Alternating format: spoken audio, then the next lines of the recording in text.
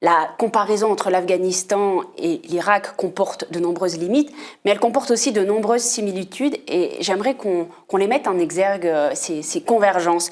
Je pense tout particulièrement à la fragmentation politique, ethnique, tribale, religieuse. Je pense aussi à la corruption abyssale que vous avez évoquée en Afghanistan, mais qui est exactement de la même ampleur en Irak, ou encore à ce que vous évoquez aussi, l'échec du state building.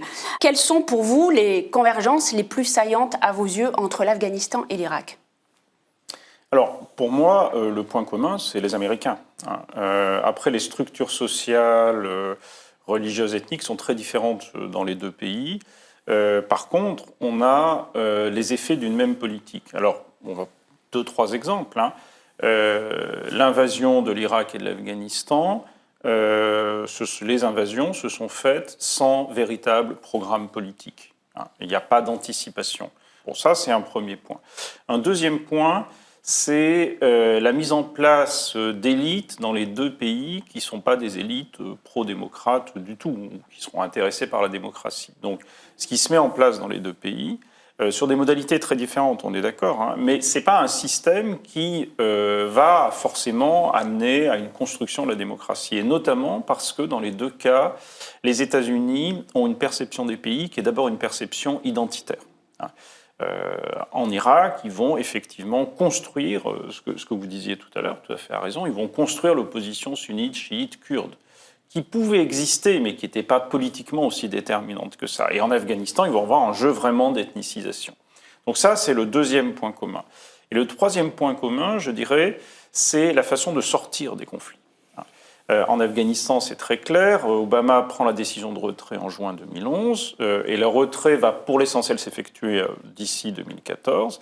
Mais vous n'avez pas négociation avec des talibans, pas de plan de sortie. Tout ça est extrêmement chaotique et se fait à la fin très brutalement. Et je pense qu'en Irak, on a quelque chose qui est un peu du même ordre, c'est-à-dire la construction très artificielle de milices sunnites, par exemple, pour avoir des gains à court terme. Mais vous n'avez pas un plan politique, une négociation politique, quelque chose qui permette aux Américains de stabiliser la situation en sortant. Donc je crois que pour moi, ça fait partie des trois points communs. Il y en aurait d'autres, mais je pense qu'ils viendront dans la discussion. Sur l'échec de la politique américaine, on pourrait dire que c'est pas seulement l'échec de l'équipe qui était alors au pouvoir, l'équipe diabolique, Bush, Rumsfeld, Cheney, c'est aussi l'échec de tous les présidents successifs, en fait, de George Bush, mais aussi Barack Obama, Donald Trump et Joe Biden. C'est vrai qu'on préférerait tous avoir un petit déjeuner avec Obama qu'avec Trump ou Bush, mais en fait, la politique a relativement peu varié.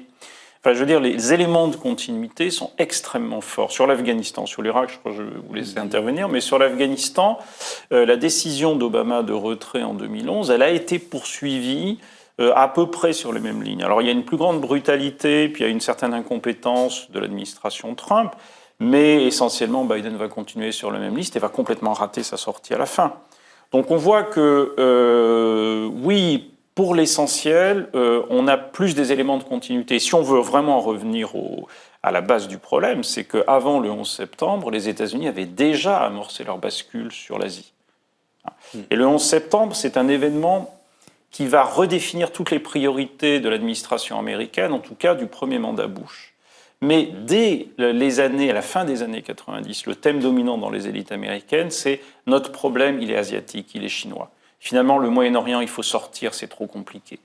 Et aujourd'hui, c'est quasiment réalisé, sauf qu'on voit qu'à chaque fois que les Américains essayent de sortir, il y a un problème qui se pose. Émergence de l'État islamique, les États-Unis sont obligés de revenir. Problème en Ukraine, les États-Unis sont obligés de négocier avec la Russie. Donc voilà, comment s'extraire de l'Europe et du Moyen-Orient? C'est ça le problème américain.